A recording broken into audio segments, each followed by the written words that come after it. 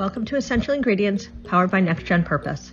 EI serves up thoughtful conversations with industry leaders and pioneers who support a regenerative future for our food system. The stories shared by our guests are meant to spark curiosity and inspire informed global change. Hello, and welcome to Essential Ingredients. I'm your host, Justine Reichman. Today with me is Ori Zohar, CEO and co-founder and co-CEO of Burlap and Barrel. Welcome, Ori. Hey, great to be here. Great to re-meet you. Great to have you here. Last time we met, you were here in San Francisco. Now you're in my hometown, New York. Yeah. So a little nostalgic. Yeah, meeting all the bagels and lox and, pizza slices that I can get while I'm here. I have to say, when I first came here 7.5 years ago, I came to visit Tim. And one day I decided, I didn't even really eat bagels, but I decided I really want a bagel with some Nova and some cream cheese. And I got in the car and I went to go to the shopping center to go get a bagel and Nova. And I walked into the shop and I said to the person, can I have a bagel with some Nova and, a little bit of cream cheese? And the woman's like, what's Nova? And I said, what do you mean, what's Nova? I said, well, what do you sell? She goes, we have salmon. I said, well, one is salty and one is not. I'm like, do you have the salty one or do you have the not salty one? She's like, what are you talking about? I'm like, well, where's your fish? Where do you keep your fish? And she goes, it's right there in packages. I'm like, do you slice it? How do you slice it? Because slice it? What are you talking about? You're doing God's work over there, educating Californians on all the right ways to do a bagel and lox. I'm like, it's a skill. You have to slice it properly. It comes out really lovely and thin. And, you have to, it's very not, she looked at me like I was crazy. And I walked out of there without a bagel, without Nova, without anything. And I was just like, this was not a good experience. So it's 7 years later. And this year for Rosh Hashanah, my dad was coming up from LA. He lives between New York and LA. I won't bore you too long with my story.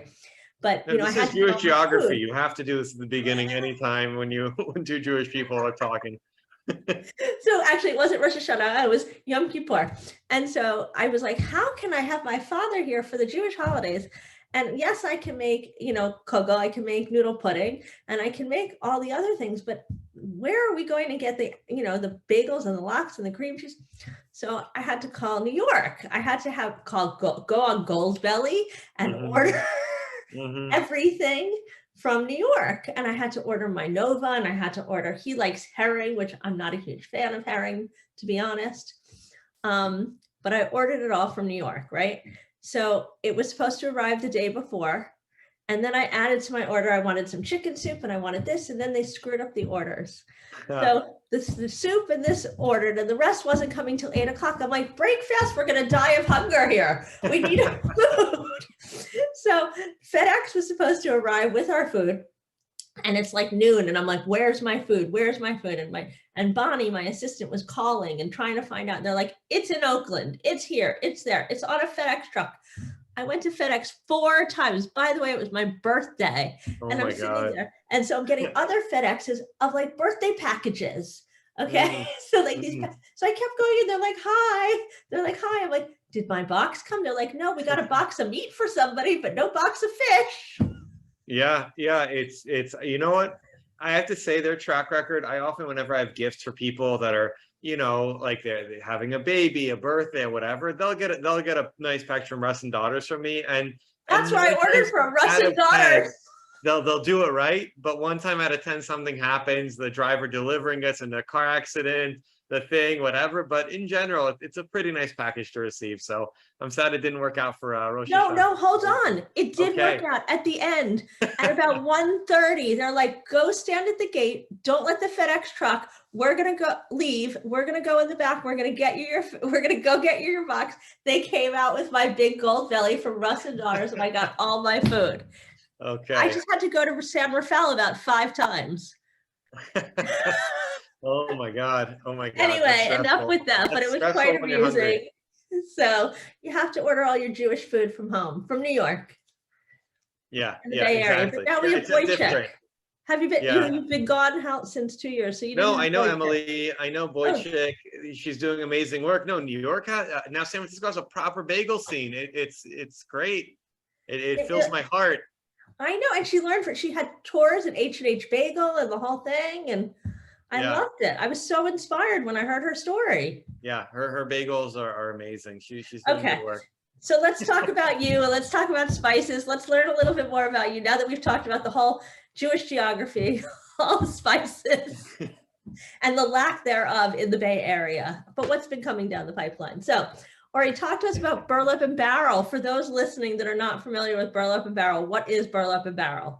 So Burlap and Barrel is a social enterprise. We're a spice company that we work directly with smallholder farmers. We work to kind of set them up to be their own direct exporters. In that, normally in the spice industry, spices change hands so many times.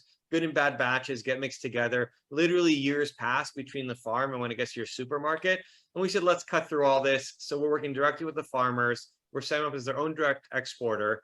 And what's also really nice about that is that normally farmers are just growing the spices, but we're working with these really impressive, incredible entrepreneurial farmers to also dry and clean and sort and grind and package the spices. So for example, the fair trade price for turmeric in India is around $1 a kilogram, which is still really hard to live off of. And so we pay between $4 and $5 a kilogram at origin for that. So we're trying to do a new model. We know where our coffee and tea and chocolate comes from. We go to farmers markets, we know our produce and meat comes from, but for most people, spices are a mystery. We're changing that. We're cutting through all that stuff. We're paying the farmers a lot more because that we get really fresh, really high quality spices. And it'll be the best spices you've ever tasted, I promise. Well, now, so what inspired you to come up with this idea? So we started, me and my co-founder, Ethan, and Ethan is co-founder, co-CEO. We really have this business running as a partnership. He and I have been friends for a long time. A little over 15 years ago, he was working as a chef in New York. I was sitting wherever he was cooking and just eating, and that was the nature of our relationship. We became friends like that.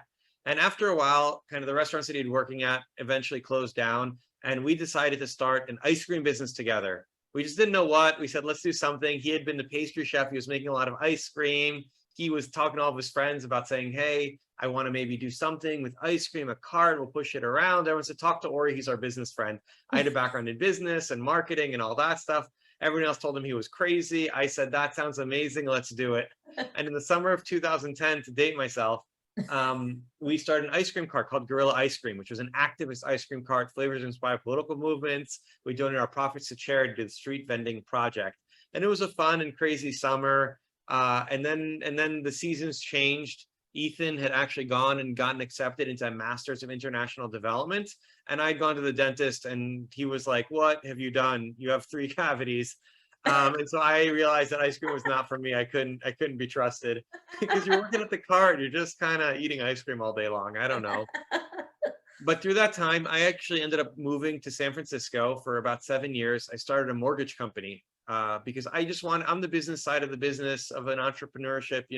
There's different kinds of entrepreneurs, the inventors and subject matter experts, and the business people. And business was always the area where I liked and was good at and was interesting to me. And so I'd met some folks that wanted to invest in a company that would help kind of make the process of getting a mortgage easier. It would make it, who knows what an APR is, who knows when to get points, what they are, what it even means. It's so complicated. Nobody knows what they're doing. So I started a company called Syndio to get that started and spent 4 years building it up, raised $32 million, had over 100 employees. And over that course of time, we were just doing that like high growth, high burn rate thing. Just so you know, you make it sound like no big deal. Like you make it sound like you just wake up in the morning, I'm going to raise $32 million, like you're going to make a milkshake or a juice. Like no big deal. You know what? It was hard and crazy and intense. And we were like, just any investor that would talk to us, we were pitching, like our lives depended on it. And we were just working hard. And you know what? That's one of the really beautiful things about the Bay Area is that there's such a concentration of knowledge around entrepreneurship and fundraising and all that stuff that I could just call 5 or 10 different people and they would know somebody and connect to me and all that. And that was really wonderful. But in the end, we ended up trying to raise our Series C and had an investor on the line and learned that they were just investing in bad faith. They didn't want to give us the money. They were waiting for us to go bankrupt and they wanted to buy us out of bankruptcy. And we said, oh no, and cut the team from 100+ people to 8 people and looked for an investor in anything. And one of our investors ended up buying the company and we had an exit, but I called it an emergency exit. And I was like, I gotta just relax. It's been 4 years of insanity of like barely making payroll. every month. And like, we were just like, we got to do something different. So I was hoping to get a really cushy kind of job at a big corporation. I convinced a big telecom company to set up an entrepreneur in residence program and hire me. And I convinced them to set up an entrepreneurship in residence program, but they hired somebody else for it. So I almost got there. But in the meantime, Ethan had went and gotten his master's in international development finished. He had then moved and began his work as an aid worker in Afghanistan, of all places, with the Aga Khan Foundation, working on bridges and roads and schools and all kinds of projects like that, deploying aid there. And when he had come back, he had brought back all kinds of his favorite foods. As you do, we all travel and bring back our favorite things. He brought back dried nuts and dried fruit, and also this wild cumin from northern Afghanistan. And his chef buddies were like, oh my God, this cumin is incredible. We've never had cumin like this. We'll buy it from you. Bring it back. And he said, huh. And he said, Ori, I'm coming to San Francisco. I'm going to show you something. And by the time he made it back to San Francisco, he had brought back also, he had connected with a cooperative of organic farmers in Zanzibar growing peppercorns and cloves and cinnamon. And he connected with a vertically integrated organic farmer in Guatemala that was growing cardamom, among other things.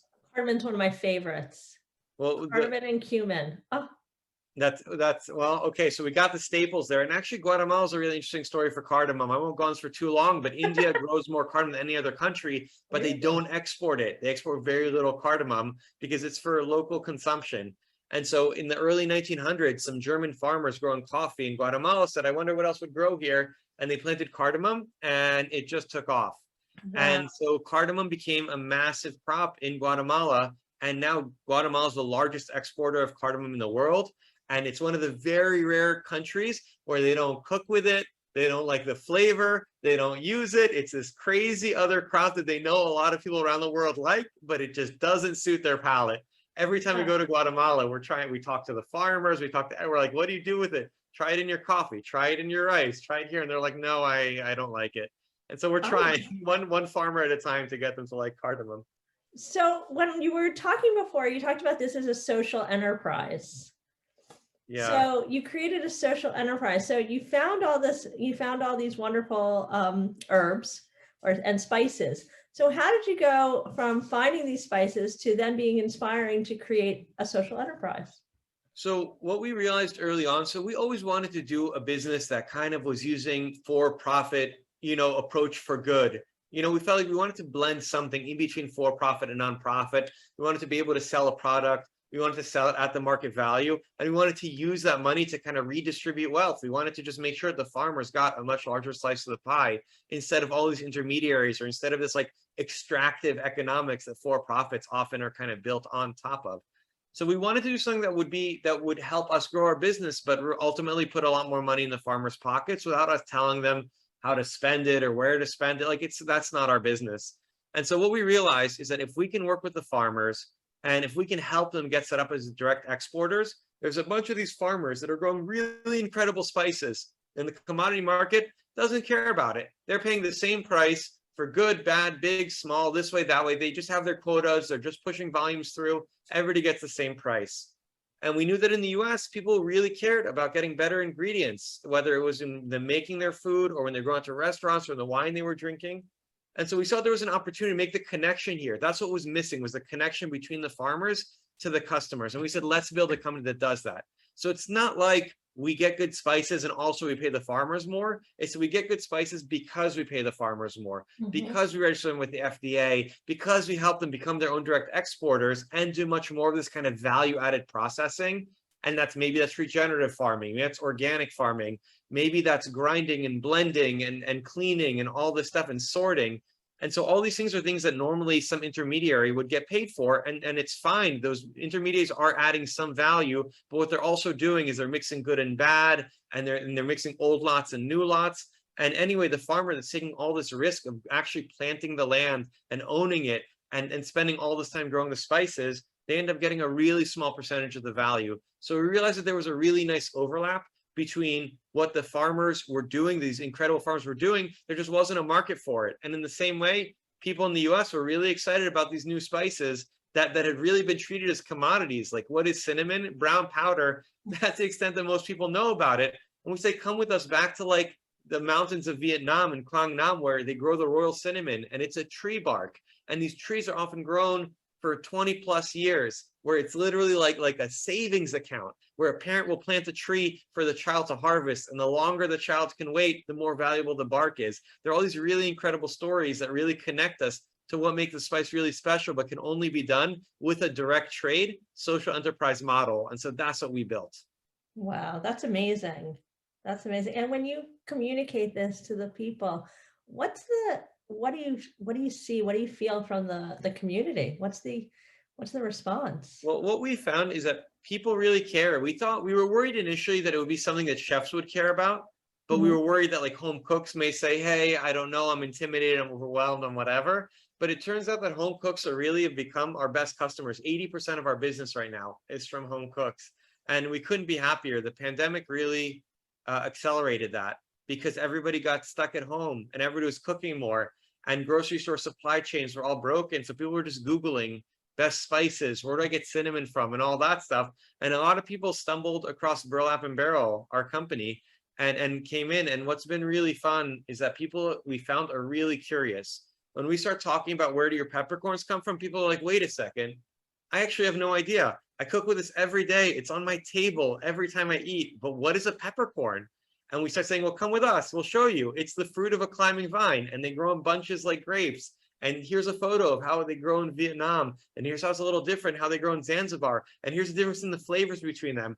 And come with us to Indonesia, where they ferment the peppercorns. And you get these funky white fermented peppercorns that almost taste like a funky cheese. And so like we find that that kind of opens people's eyes, and it gets them really excited about a part of their kitchen that they really hadn't thought that much about before, that they were just used to buying from a giant wall of alphabetized spices. And then that was all they had ever thought about. So how do you show people this? Is it through video?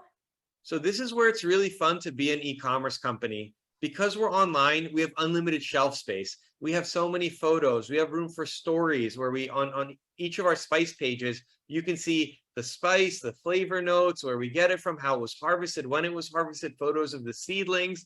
We really want to build burlapandbarrel.com as really the ultimate source on spices, because even as we were looking to learn more about spices, we found that it was so hard to learn about spices online. Often the best way that we could learn was to just go to the farms and just sit with the farmers and spend a few days there. And they would talk to us. They would tell us what they grow and when they grow and how they harvest and why they harvest that time, and all the nuances between older and younger spices and different varietals.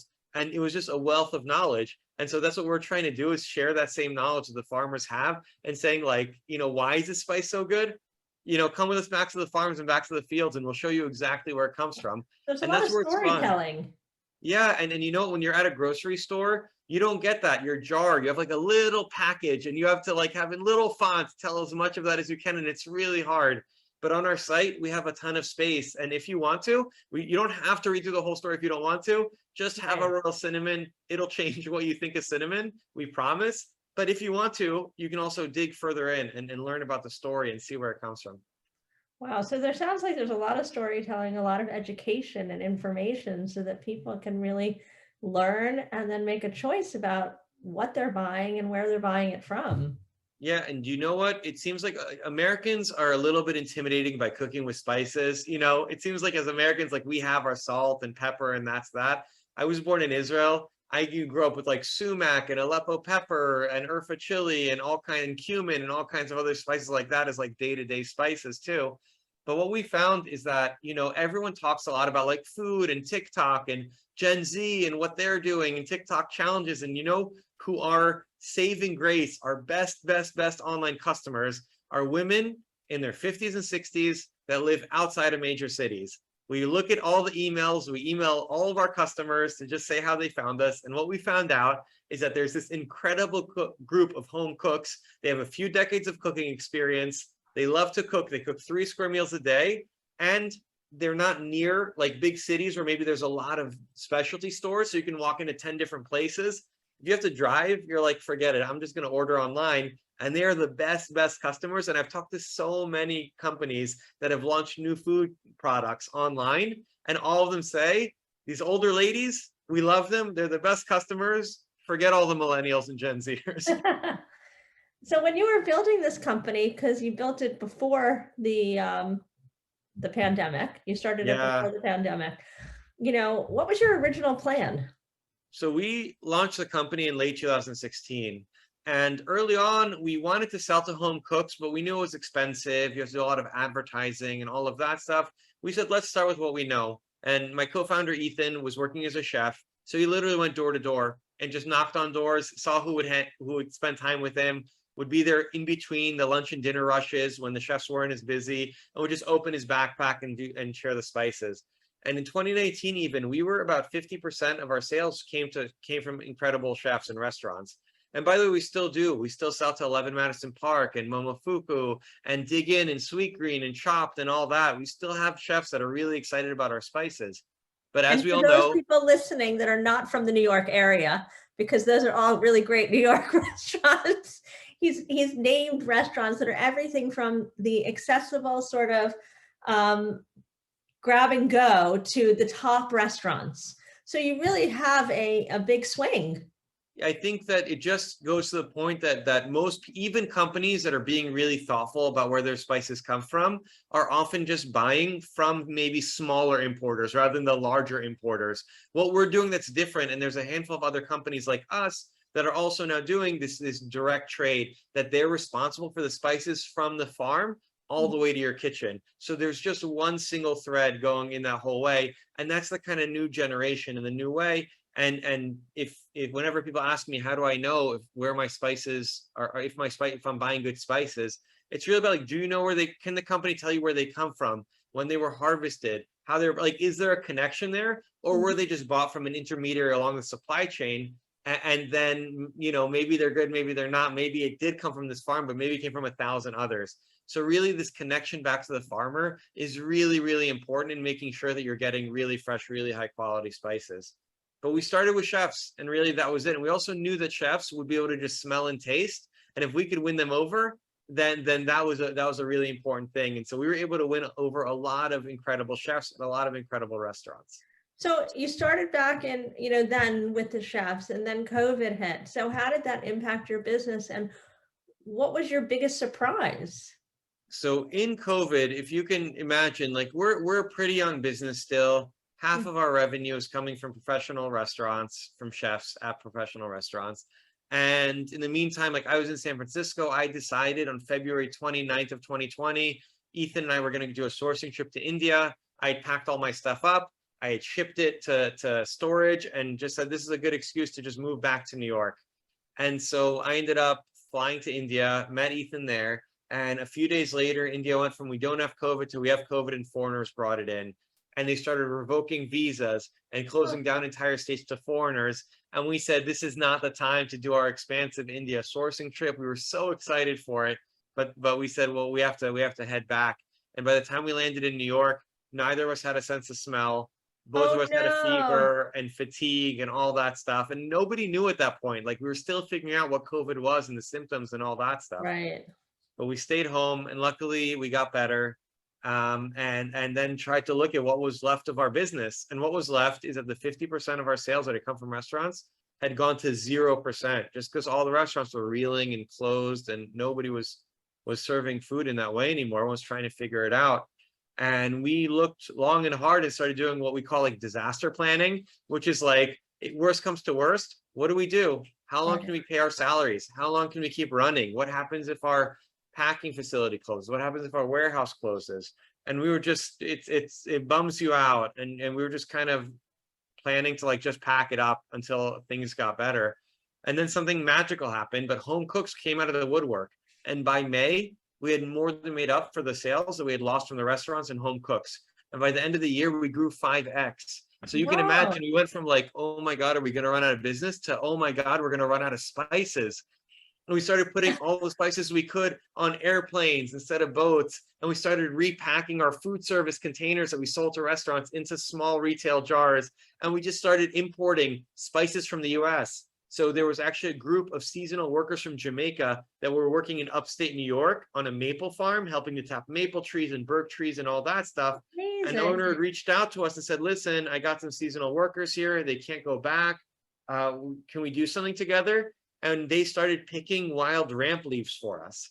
And so we Wow. started trucking these wild ramps. And for those who don't know ramps, ramps are kind of relative, they're an allium, a relative of onions and shallots that grow only wild in a very short period in early spring. They're one of the first things to pop up and to show up in the farmers markets on the East Coast. And people go wild for them because it's kind of like at the end of the winter when we only have carrots and potatoes at the farmers markets for like 6 months. And so everyone gets really excited, but they pick these ramps. We brought them to our packing facility. We dehydrated them. We broke them up and we packed these wild ramps, the first time we'd ever seen it.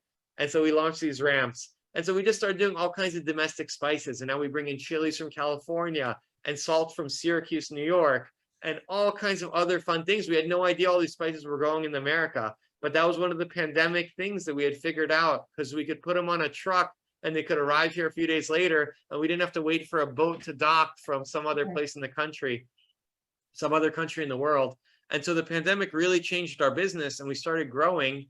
And then in 2021, we launched a lot of new spices and we filled up our lineup and all that. And now in 2022, we're still going strong and pushing and trying to just convince people that maybe, sure, you can go back to your grocery store and maybe they did restock their like 8-foot wide spice aisle, but you're going to get much better stuff coming to us. Plus we have signed cookbooks from authors, and we have all kinds of cool collaborations, spice jams, spiced honey, spiced granolas. We're trying to make our site this like fun place where there's always cool, unexpected things and new flavors for you to cook with. That's amazing. And so what's new and next for you on the horizon? So what we've been doing is we figured out that like we got a lot of requests from people about spice blends. And they said, great, you have all these spices, but I want you to blend them together for me into a blend that I know so that I can just sprinkle it on my food and cook with it. And we said, let's think about that. And what we found is that we could work with some farmers that actually grow a bunch of different spices and get them to blend it themselves based on their origin recipe, their own proprietary, homegrown traditional recipe.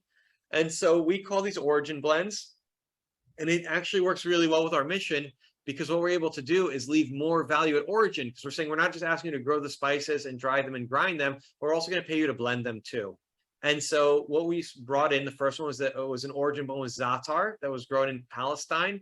And I'm, as an Israeli, having grown up, this was the best za'atar I've ever had in my life. Like no comparison. Okay, I want some. Yeah, no problem. And now we brought in this kofta baharat, which is this kind of traditional Turkish meat blend that they put on kebabs and all kinds of things like that. And even on things you kind of want to taste like meat. So I use them on veggie blends and all that stuff. And very soon, I'm not allowed to say this, but we'll say it here, but we're going to launch a five spice from Vietnam, which is a really incredible Vietnamese 5-spice. It's similar to the Chinese one, just a Vietnamese spin on it with star anise and cinnamon and ginger and a couple. They actually have 9 spices in their 5-spice, which is fun. Do you put sugar in it out of curiosity? No, we don't. We really try to keep sugar and salt out of our spices unless it really, the recipe calls for it.